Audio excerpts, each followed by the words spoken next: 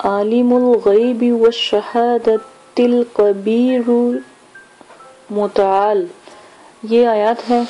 आप कुरान पाक से ज़ेर ज़बर पेश की गलती किए बगैर आप पारा नंबर 13 आयत नंबर 8 लाजमन देख लें, इंशाअल्लाह कोई गलती की गुंजाइश ना हो।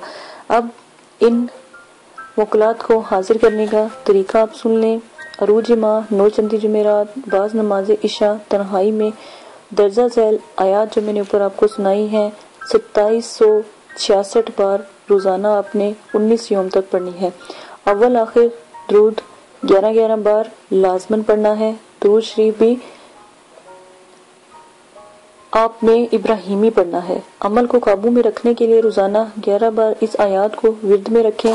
जब कभी हाजरात की मोकल की ज़रूरत पेश आए तो इस परी या मोकल को इस आयत के जरिए आप बुला सकते हैं। आयत को 28 बार कम से कम आपने किसी पाक साफ शीशे के ऊपर दम करके या फिर किसी बड़े आदमी के ऊपर आयत दम करके, अगर आप खुद देखना चाहते हैं तो शीशे के ऊपर दम करें तो आप उसमें भी इस जो परी है या मोकल है इनको देख सकते हैं।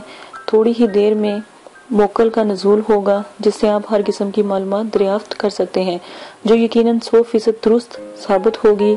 इन मोकल को आमिल खुद भी देख सकता है। वो इस तरह के जो ऊपर नक्श आपको स्क्रीन पर चलता हुआ नजर आ रहा है, आपने नक्श के स्याह खाने में थोड़ा सा अतर लगा के अपना मकसद जहन में रख के ये अपना मकसद कायम करके आयत में इस वक्त तक आपने आयत पढ़ते रहना है जब तक हाजरात हाजिर ना हो।